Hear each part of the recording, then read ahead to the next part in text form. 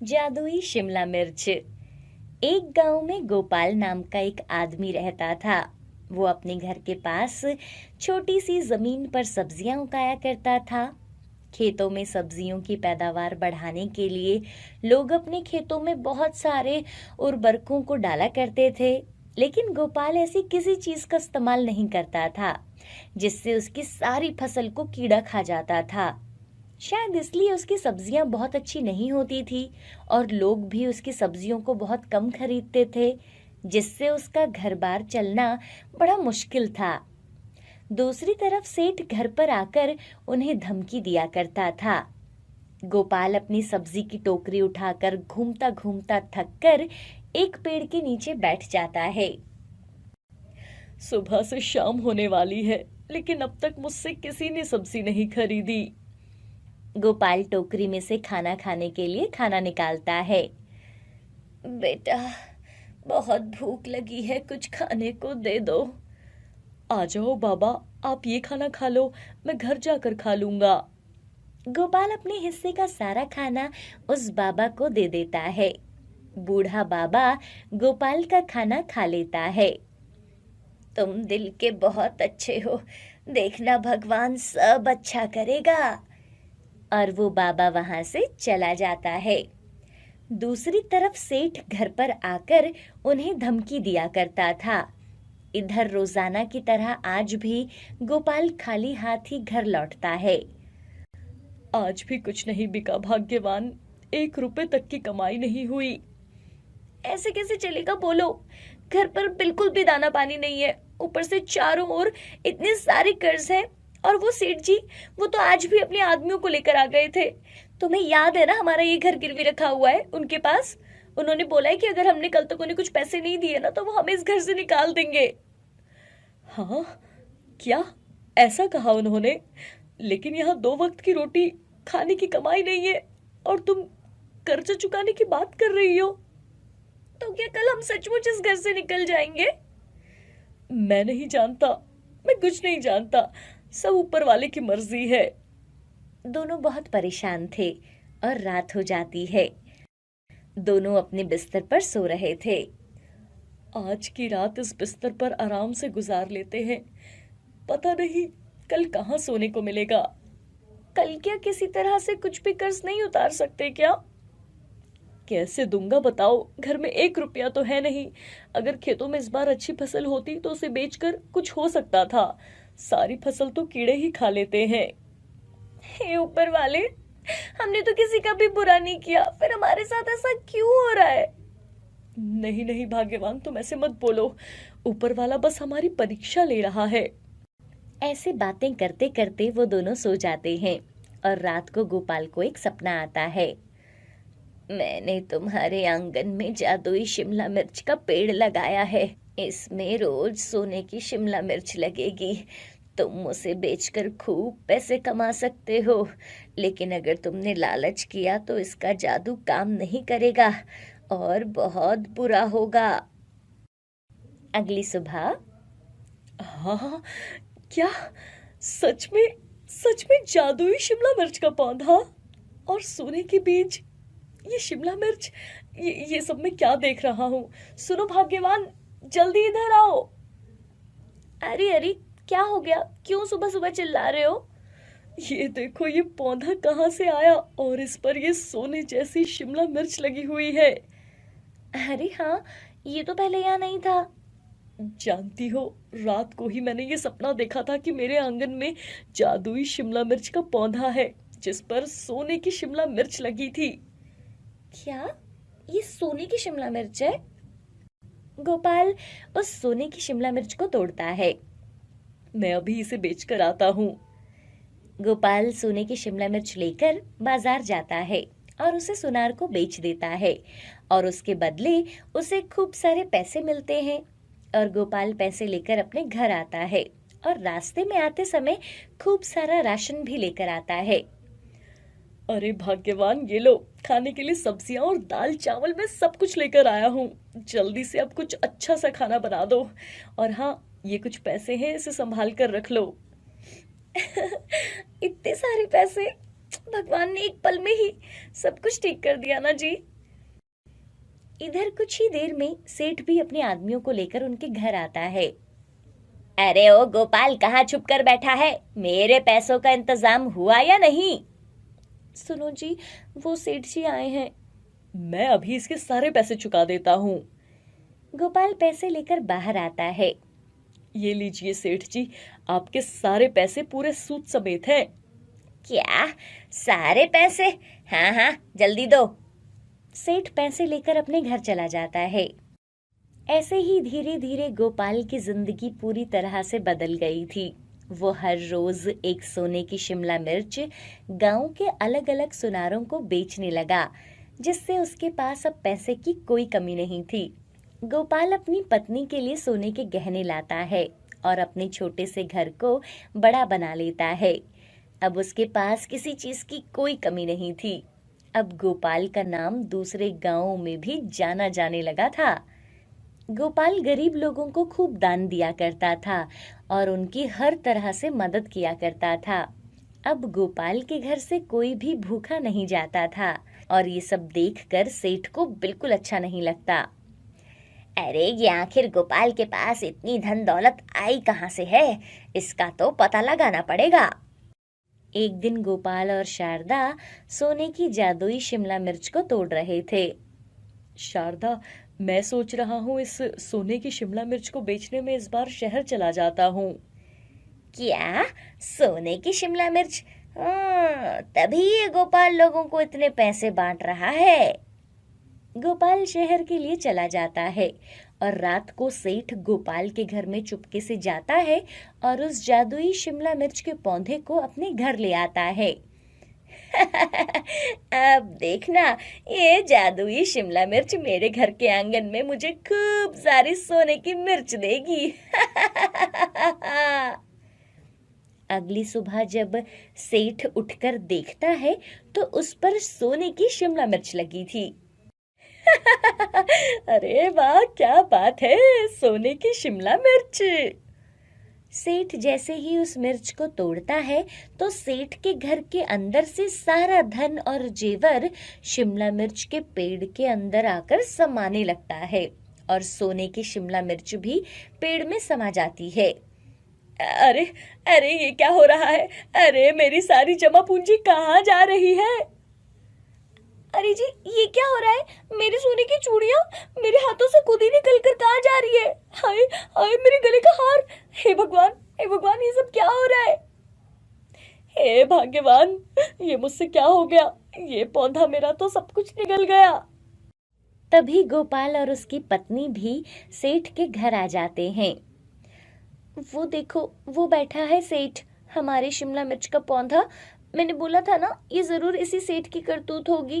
देखो अब कैसे बैठा हुआ है। गवा लिया ना अपना सब कुछ, और करो लालच।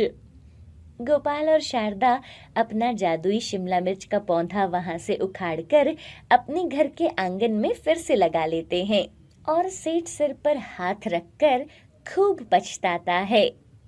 तो देखा आपने, लालच कितनी बुरी बला होती है। श्याम अपनी पत्नी रेखा के साथ गोरखपुर गांव में रहा करता था। उसके पास एक गाय थी जिससे वो बहुत प्यार करता था और वो पूरा दिन उसकी देखभाल करता था और सुबह शाम उसका दूध निकालकर गांव में बेचा करता था। उसी से श्याम का घर चलता था।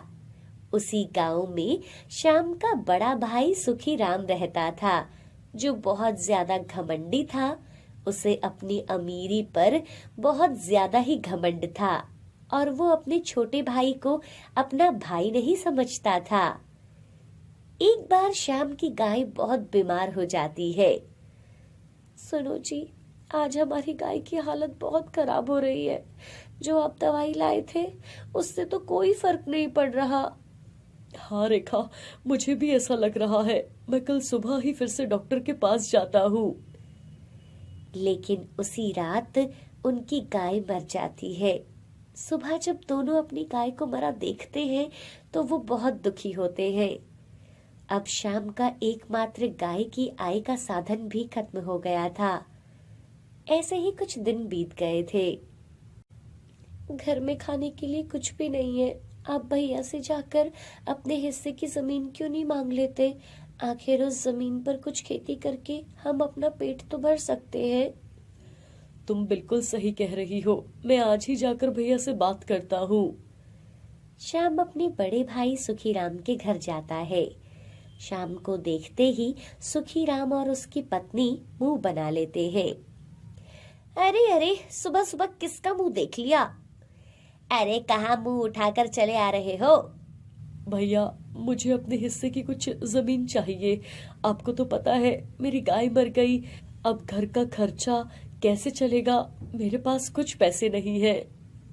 अरे ये तुम क्या बोल रहे हो? वो सारी जमीन मेरी है। पिताजी ने ये सब मेरे नाम किया है, सुना तुमने? मैं तुम्हें कुछ नहीं दूंगा। भैया, ये आप क्या कह रहे हो? आप जमीन नहीं दोगे तो मैं भला अपने परिवार को कैसे पालूंगा? पहले तो मेरी गाय थी, लेकिन अब तो मेरे पास कुछ भी नहीं है। अरे तुम जो वो खाली जमीन पड़ी है उसको साफ करके वहां अपनी खेती क्यों नहीं करते? पर भैया, वो जमीन तो बंजर है, भला वहां क्या होगा? तेरे हिस्से में बस उतनी ही जमीन है, इसके अलावा मैं तुझे कुछ नहीं देने वाला। चल भाग यहाँ से अब। श्याम बिना कुछ बोले अपने घर चला जाता है और अपनी पत्नी को वो सारी बात बताता है। अगले दिन श्याम और रेखा अपनी उस बंजर जमीन पर जाते हैं और काम करना शुरू करते हैं। हे भगवान, ये जमीन में तो बहुत पत्थर है, और ये देखो, ये पत्थर की तरह कितनी सख्त भी है। भला इस पे खेती कैसे होगी? अब जो भी है यही है। दोनों खेत को फावड़े से खोदना शुरू करते हैं। शाम तक बस थोड़ी सी ही जमीन बना पाते हैं। ऐसे ही उन्हें खेत में करते हुए कुछ दिन हो गए थे और वो पूरी जमीन को खोद लेते हैं। एक दिन रेखा अपने कानों की बालियां उतारकर शाम को देती है। ये लो जी, इन्हें ना बेचकर कोई बीज ले आओ। खेत तो तैयार हो गया है, अब जल्दी इसमें बीज बो देंगे। रेखा, ऐसा करना ठीक होगा क्या? मुझे मालूम नहीं है कि इस बंजर भूमि में कुछ होगा भी या नहीं। आप चिंता मत कीजिए, बस भगवान पर भरोसा करो। श्याम रेखा के कान की बालियां लेकर बाजार जाता है और उन्हें बेचकर जो पैसे मिलते हैं उससे वो अच्छे बीज खरीद लेता है और घर के लिए कुछ राशन भी लाता है। अगले दिन दोनों मिलकर खेत में कुछ सब्जियों के बीज बोते हैं। कुछ दिन बीत जाने पर भी वहां एक भी बीज अंकुरित नहीं हुआ था। बीज बोए हुए 1 महीना हो गया है, अभी तक एक भी पौधा नहीं निकला। अब क्या होगा जी? और बीज लाने के लिए तो हमारे पास पैसे भी नहीं है। मैं भैया से कुछ मदद मांग लेता हूँ। उसी दिन श्याम अपने बड़े भाई सुखीराम के घर जाता है। अरे तुम यहाँ फिर मुंह उठाकर चले आए, क्या हुआ? भैया, मुझे कुछ पैसे उधार मिल सकते हैं? मुझे कुछ बीज लाने हैं। जैसे ही फसल तैयार होगी मैं आपके पैसे लौटा दूंगा। सुनो भाग्यवान, ये उस बंजर जमीन में फसल तैयार करके मुझे मेरे पैसे लौटाएगा। तुमने मुझे अपनी तरह पागल समझा है क्या? मैं तुम्हें 1 पैसा नहीं देने वाला। आज के बाद यहाँ मुंह उठाकर मत आना। श्याम बहुत ज्यादा परेशान हो जाता है। उसे समझ नहीं आ रहा था कि वो अब क्या करेगा। श्याम चलते चलते एक नदी के किनारे आ जाता है और नदी में कूदकर सब खत्म करना चाहता था। बेटा, ये लो मेरा लोटा, नदी से थोड़ा जल भरकर दे दो। ये बूढ़ा शरीर अब किसी काम का नहीं रहा। श्याम बाबा से लोटा लेता है और नदी से पानी भरकर लाता है और बाबा को देता है। तुम्हारा बहुत बहुत धन्यवाद बेटा, अब तुम्हें कुछ तो देना पड़ेगा। बाबा अपनी झोली से एक पुड़िया निकालते हैं। ये लो बेटा, कुछ दिन जंगल में समाधि लगाकर बैठा था, वहीं पकी हुई शिमला मिर्च मिली थी, उसके बीज मैंने रख लिए थे। ये लो, इसे अपने खेत में बो देना, भगवान तुम्हारा भला करेंगे। शुक्रिया बाबा, आपको नहीं पता आपने मेरी कितनी बड़ी मदद की है। श्याम खुशी खुशी वो बीज लेकर अपने घर जाता है और अपने खेतों में बो देता है और उन्हें पानी डाल देता है। अगले दिन जब श्याम अपने खेत में जाता है तो वो अपना खेत देखकर हैरान हो जाता है। पूरे खेत में शिमला मिर्च के पौधे थे और सब पर शिमला मिर्च लगी थी। हे भगवान, ये कैसा चमत्कार है। भगवान, आपकी माया कोई नहीं जान सकता। श्याम खुशी खुशी अपने घर आता है। रेखा, जल्दी खेत में चलो, मुझे तुम्हें कुछ दिखाना है। अरे क्या हुआ, बताओ तो। श्याम रेखा को अपने साथ खेत में लेकर जाता है। रेखा जैसे ही खेत को देखती है तो उसे कुछ समझ नहीं आ रहा था। ये सब कैसे हुआ? इतनी सारी शिमला मिर्च हमारे खेत में। हे भगवान, ये सब कैसे हो गया? शिवपुरी नामक एक गांव में गजोधर अपनी पत्नी माला और माता पिता के साथ रहता था। गजोधर ठेले पर सब्जियां बेचकर अपना घर चलाया करता था। गजोधर एक अच्छा इंसान था। रास्ते में बैठे गरीब लोगों को वो मुफ्त में ही सब्जियां दे दिया करता था। अरे, दिन भर तुम्हारी कमाई कम होती जा रही है। क्या करूं माला, आजकल सभी को बड़ी बड़ी दुकानों में से सब्जियां लेना पसंद है। बहुत ही कम लोग ठेली पर आकर सब्जी खरीदते हैं और वो भी पूरे पैसे नहीं देते। अब तो घर में राशन भी बहुत कम है और पिताजी की दवाई भी लानी है। तुम चिंता मत करो, मैं दूसरे शहरों में भी सब्जी बेचना शुरू कर दूंगा। क्या पता वहां पर लोग सही दाम पर सब्जियां खरीद लें। अगले दिन गजोधर दिन भर गांव-गांव भटकता है और पास के शहर में भी जाता है, लेकिन कुछ ही लोग उससे सब्जियां खरीदते हैं। थक हार कर वो शाम को घर के लिए चल पड़ता है। रास्ते में एक झोपड़ी के बाहर एक बूढ़ी औरत बैठी हुई थी। अरे बेटा, क्या तुम मुझे कोई सब्जी दे सकते हो? हाँ हाँ अम्मा, मेरे पास बहुत सारी सब्जियां हैं। बताओ तुम्हें कौन सी सब्जी चाहिए? बेटा, लेकिन मेरे पास तुम्हें देने के लिए पैसे नहीं हैं। अरे माई, कोई बात नहीं, तुम तो बस मुझे अपना आशीर्वाद ही दे देना। और वो बूढ़ी औरत उससे कुछ शिमला मिर्च लेती है। भगवान तुम्हारा भला करे बेटा, भूख के मारे तो मैं मरी जा रही थी। अम्मा, क्या तुम्हारे घर में कोई नहीं है? हाँ बेटा, मैं अकेली ही रहती हूँ। न जाने भगवान मुझे कब बुलाएंगे। अरे अम्मा, ऐसी बातें क्यों करती हो? अच्छा, मैं चलता हूँ, घर पर सब मेरा इंतजार कर रहे होंगे। और गजोधर अपने घर चला जाता है। रात को माला गजोधर से कहती है, आज काम कैसा रहा जी आपका? आज तो मैं पास के शहर में भी होकर आया हूँ, लेकिन शहर के लोगों को तो मॉल से सामान खरीदने की आदत है। दूर दूर गांव में भी घूमकर कुछ कमाई नहीं हो पाती। और वो दोनों खाना खाकर सो जाते हैं।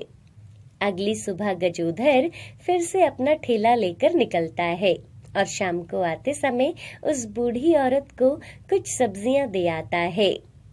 एक दिन गजोधर के पिता की तबीयत ज्यादा खराब हो जाती है और उन्हें डॉक्टर के पास ले जाना पड़ता है। देखो गजोधर, इनकी तबीयत दिन प्रतिदिन खराब होती जा रही है। तुम्हें इनका इलाज अच्छे से शहर में करवाना चाहिए। डॉक्टर साहब, चाहता तो मैं भी यही हूँ कि इनका इलाज शहर में करवाऊं, लेकिन इतने पैसे ही नहीं है। और गजोधर अपने पिता को घर ले आता है और फिर सब्जियां बेचने के लिए निकल जाता है।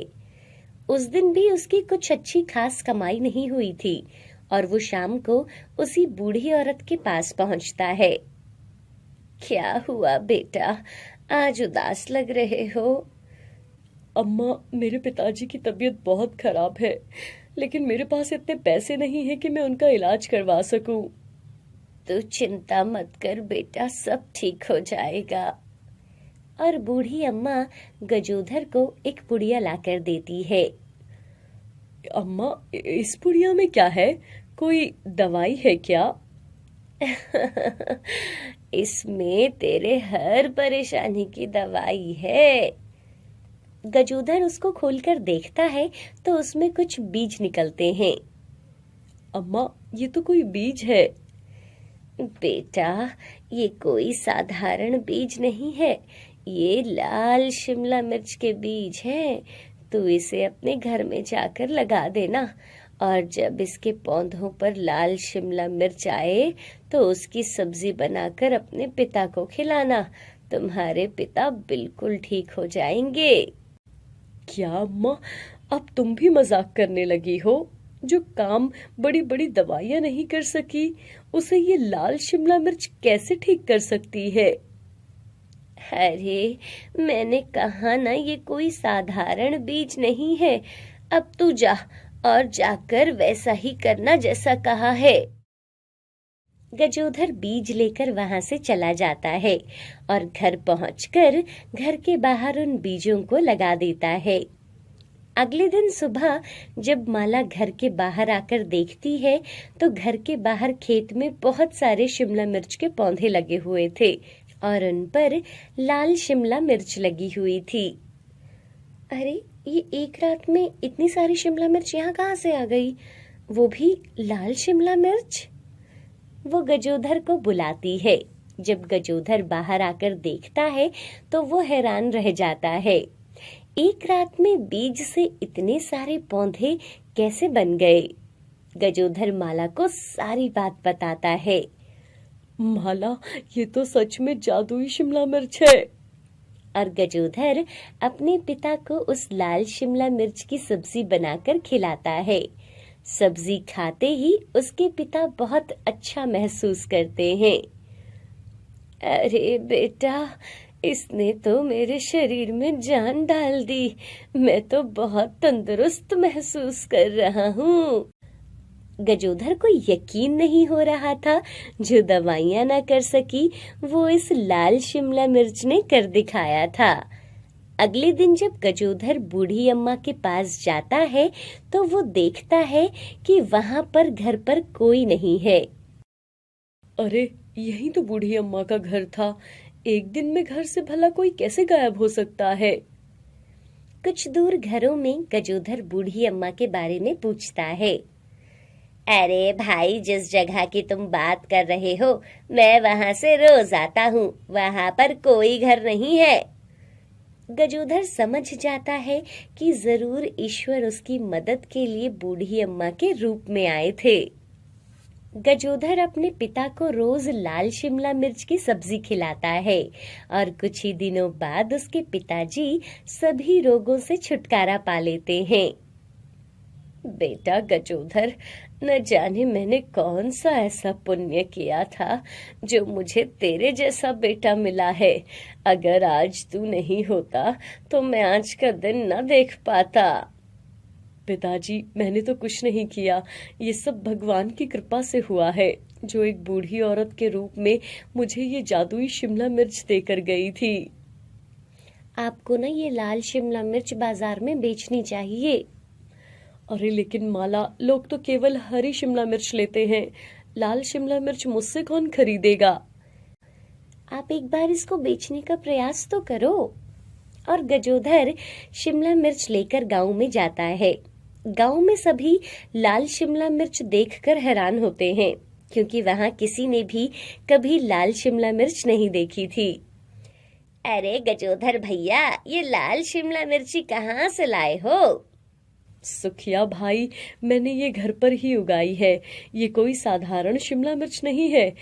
इससे ना मेरे पिताजी बिल्कुल ठीक हो गए थे। क्या गजोदर भाई, अब सब्जी बेचने के लिए ऐसी बातें तो ना ही बोलो। और वो आदमी वहां से चला जाता है। मुझे शहर जाकर इसे बेचना चाहिए। वहां के लोग कुछ नया खरीदना पसंद करते हैं। गजोधर शहर में जाकर एक ठेली लगाता है। लाल शिमला मिर्च देखकर लोग उसके पास आते हैं। आज तक लाल शिमला मिर्च केवल मॉल में देखी थी, पहली बार किसी को ठेली पर बेचते हुए देख रहा हूँ। और वो आदमी उससे लाल शिमला मिर्च खरीद लेता है। गजोधर हरी शिमला मिर्च के दाम पर ही लाल शिमला मिर्च को बेचा करता था। चलो कम से कम किसी ने तो मुझसे ये लाल शिमला मिर्च खरीदी। अब गजोधर लोगों को जोर जोर से आवाज लगाता है, लाल शिमला मिर्च ले लो, 20 रुपए किलो लाल शिमला मिर्च, एक बार खाओगे तो बार बार आओगे। उसकी आवाज सुनकर वहां पर लोगों की भीड़ लग जाती है, क्योंकि दुकान में वही शिमला मिर्च 200 रुपए किलो बिक रही थी। इसलिए कुछ ही देर में उसकी सारी शिमला मिर्च बिक जाती है। अरे वाह, यहाँ पर तो लोगों को लाल शिमला मिर्च बहुत पसंद है। कुछ ही देर में सारी शिमला मिर्चें बिक गई। अब गजोधर रोज वहां ठेली लगाता और कुछ ही देर में लोग उससे सब्जी खरीद लिया करते थे। जो लोग बहुत समय से बीमार थे वो सभी उसे खाते ही ठीक होने लगे थे। अब गजोधर की लाल शिमला मिर्च दूर दूर तक मशहूर हो गई थी। अब गजोधर अपने घर के बाहर ही सब्जी की दुकान खोल लेता है। जिस किसी को भी कोई बीमारी होती तो वो गजोधर के पास आकर लाल शिमला मिर्च ले जाया करता था और उसे खाते ही बिल्कुल ठीक हो जाता। गजोधर की अच्छाई के कारण उसके साथ साथ बहुत से लोगों का जीवन भी सुधर जाता है।